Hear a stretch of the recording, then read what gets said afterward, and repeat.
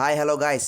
Welcome back to all my cinema and cricket lovers to my channel, Venky Contents. Hope you're all doing great. Without wasting any time, let's get into this video. Before getting into this video, let's roll the intro. ఈరోజు మన వీడియోలో England versus India second test match మీద నా opinion మీతో share చేసుకోబోతున్నాను. ఈరోజు మన వీడియోలోకి వెళ్ళబోయే ముందు జూలై 7న legendary cricket player captain cool Mahendra Singh Dhoni గారి పుట్టినరోజు. చాలామంది ఫ్యాన్స్ మరియు క్రికెట్ ప్లేయర్స్ కూడా వాళ్ళ సోషల్ మీడియా ప్లాట్ఫామ్స్ ద్వారా ధోని గారికి విషెస్ చెప్పడం అనేది జరిగింది. నేను కూడా మన ఛానల్ వ్యూవర్స్ తరపున మరియు నా తరపున ధోని గారికి బర్త్డే విషెస్ తెలుపుకుంటున్నాను. England versus India second test India అయితే చాలా సునాయాసంగా గెలవడం జరిగింది. అందులో మన ప్లేయర్స్ చాలా బాగా పర్ఫార్మెన్స్ చేశారు. ఫస్ట్ టెస్ట్లో ఏవైతే తప్పులు చేసి ఆ టెస్ట్ మ్యాచ్ని మనం చేజార్చుకున్నామో ఆ తప్పుల నుండి నేర్చుకొని ఈ రెండో టెస్ట్ మ్యాచ్లో బలంగా వదిలించింది మన టీమిండియా.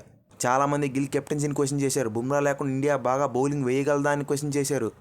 ఫీల్డింగ్ సరిగ్గా చేయగలదా అని క్వశ్చన్ చేశారు.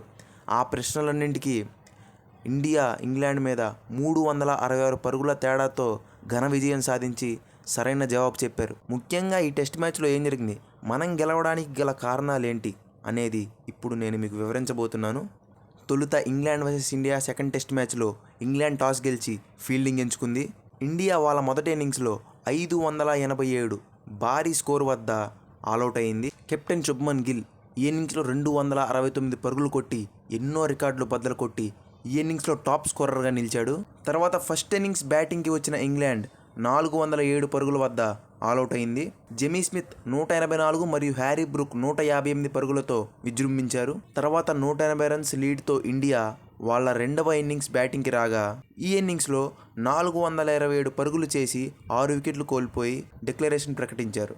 ఈ ఇన్నింగ్స్లో కూడా కెప్టెన్ శుభ్మన్ గిల్ 161 పరుగులు చేసి ఇంగ్లాండ్ బౌలర్స్ పైన విరుచుకుపడ్డాడు. 607 పరుగుల భారీ లక్ష్యాన్ని ఛేదించడానికి బరిలోకి దిగిన ఇంగ్లాండ్ కేవలం 271 పరుగులు చేసి ఓటమిని చవిచూసింది.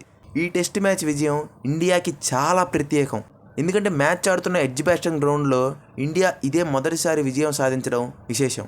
ముఖ్యంగా ఈ మ్యాచ్లో ఇండియా గెలవడానికి గల ముఖ్య కారణాల విషయానికి వస్తే reason number 1, Shubman Gill as a batter and captain. Gill పైన చాలా విమర్శలు వచ్చినాయి. అంటే ఎప్పుడు అంటారు కదా, form is temporary, class is permanent అని. ఇది కూడా దానికి ఒక ఎగ్జాంపుల్ అని చెప్పుకోవాలి. గిల్ ఈ టెస్ట్ మ్యాచ్లో ఎంత బాగా ఆడాడు అనే దానికి ఒక ఎగ్జాంపుల్ మీకు నేను చెప్పొచ్చు. మ్యాచ్ అయిపోయాక ప్రెస్ కాన్ఫరెన్స్ ఇంటర్వ్యూలో బెన్ స్టోక్సే చెప్పాడు గిల్ చాలా బాగా పర్ఫార్మెన్స్ చేశాడని. మన అపోనెంట్ మనల్ని ప్రేస్ చేస్తున్నాడంటే దాన్ని బట్టి అర్థం చేసుకోవాలి మనం ఎంత బాగా పర్ఫార్మ్ చేసాం, మనం ఎంత బాగా ఆడామని. గిల్ ఈ టెస్ట్ మ్యాచ్లో ఇంత బాగా ఆడడానికి మెయిన్ రీజన్ అంటే నాకు ఒకటే కనిపించింది, అతని కామ్నెస్. ఏ బాల్ని హిట్ చేయాలి, ఏ బాల్ని డిఫెండ్ చేయాలి, ఏ బాల్ని లీవ్ చేయాలి, అతనికి ఒక క్లారిటీ అనేది ఉంది. ఎప్పుడైతే ఈ క్లారిటీ అనేది ఒక బ్యాటర్లో ఉంటుందో అతను చాలా పీస్ఫుల్గా బ్యాటింగ్ అనేది చేయగలడు. మనం ఇలా చాలా మంచి నాక్స్ని మన కెప్టెన్ నుంచి చూడాలని మనం కోరుకుందాం. Reason number 2, Akashdeep's fire and Miyabhai's magic. వీళ్ళిద్దరి గురించి మాట్లాడకపోయే ముందు బుమ్రా ఈ టెస్ట్ మ్యాచ్లో లేడు అనగానే యాజ్ ఇండియన్ ఫ్యాన్గా ఒక చిన్న భయం వేసింది. ఎందుకంటే Bumrah is front line leading bowler. మన కెప్టెన్ గిల్ ఒకసారి కాన్ఫరెన్స్లో చెప్పాడు, మనం టెస్ట్ మ్యాచ్ గెలవాలంటే ఖచ్చితంగా 20 వికెట్స్ అనేవి తీయాలి. ఈ 20 వికెట్స్ అనేవి తీయడంలో బుమ్రా చాలా కీ రోల్ ప్లే చేస్తాడు. సో బుమ్రా లేడు, బుమ్రా ప్లేస్లో ఆకాశ్దీప్ వచ్చాడు. ఆకాశ్దీప్ ఇప్పుడు ఇండియన్ కండిషన్స్లోనే బౌలింగ్ వేశాడు, ఫారెన్ కండిషన్స్లో ఇంతవరకు బౌలింగ్ వేయలేదు. సో అతనికి ఇది first match.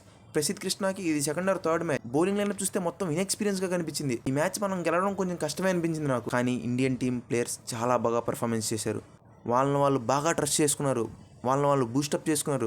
Beyond the borders అంటే ఒక వికెట్ తీస్తే ఇంకో వికెట్ తీయాలని ఒక బౌలర్, ఒక 50 కొడితే ఇంకో 100 కొట్టాలని ఒక బ్యాట్స్మెన్, ఈ మైండ్ సెట్తో ఉన్నారు కాబట్టి మనం ఈరోజు ఈ సెకండ్ టెస్ట్ మ్యాచ్ అనేది గెలవడం జరిగింది. ఆకాశ్దీప్ ఎప్పుడు న్యూ బాల్తో చాలా బాగా స్వింగ్ చేస్తాడు, చాలా మంచి బౌలింగ్ చేస్తాడు.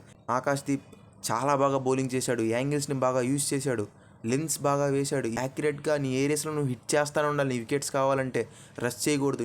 నీ ఏరియాస్ని నువ్వు నమ్ముకొని బౌలింగ్ చేస్తూ ఉంటే ఖచ్చితంగా ఆపోనెంట్ తప్పు చేస్తాడు, నీ వికెట్ ఇస్తాడనేది మనందరికీ తెలుసు. ఆకాశ్దీప్ బౌలింగ్ మనం ఎక్కడ మెచ్చుకోవాలంటే సెకండ్ ఇన్నింగ్స్లో రూట్ని డిస్మిసల్ చేసిన విధానం మనం చూస్తే, రూట్ లాంటి వరల్డ్ క్లాస్ బ్యాట్స్మెన్, రూట్ లాంటి గ్రేట్ బ్యాట్స్మెన్ని బౌల్ చేయడం అంత ఈజీ కాదు.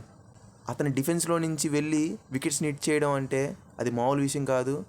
అది చేశాడు కాబట్టి ఆకాశ్దీప్ ఈరోజు చాలా మంచి స్పెల్ వేశారని అందరూ ప్రేస్ చేస్తున్నారు. ఇంకా మనం మాట్లాడుకోవాల్సింది మియాబాయ్ సిరాజ్ గురించి నేను చెప్పాలంటే అతను ప్రతి మ్యాచ్ బాగా పర్ఫామ్ చేస్తున్నాడు. అంటే తన వంతు ప్రయత్నం తను చేస్తున్నాడు. మంచి ఏరియాస్లో హిట్ చేయడం, బ్యాట్స్మెన్కి డిఫికల్టీస్ క్రియేట్ చేయడం లాంటివి చేస్తున్నాడు. కానీ ప్రతిసారి సిరాజ్కి లక్ అనేది తన సైడ్ ఉండట్లేదు.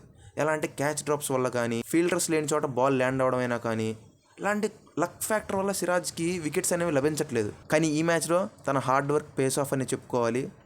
చాలా బాగా బౌలింగ్ చేశాడు, చాలా బాగా వికెట్లు తీశాడు. రీజన్ నెంబర్ 3 వచ్చేసి లోవర్ మిడిల్ ఆర్డర్ పర్ఫార్మెన్స్. మనం లాస్ట్ మ్యాచ్లో చెప్పుకున్నాం ఇదే తక్కువైందని. ఈ మ్యాచ్లో సుందర్ కూడా యాడ్ అవ్వడం వల్ల ఇండియా బ్యాటింగ్ లైనప్కి ఇంకా బలం చేకూరిందని చెప్పుకోవాలి. సుందర్ ఫస్ట్ ఇన్నింగ్స్లో 42 రన్స్ మరియు సెకండ్ ఇన్నింగ్స్లో 12 రన్స్ స్కోర్ చేశాడు.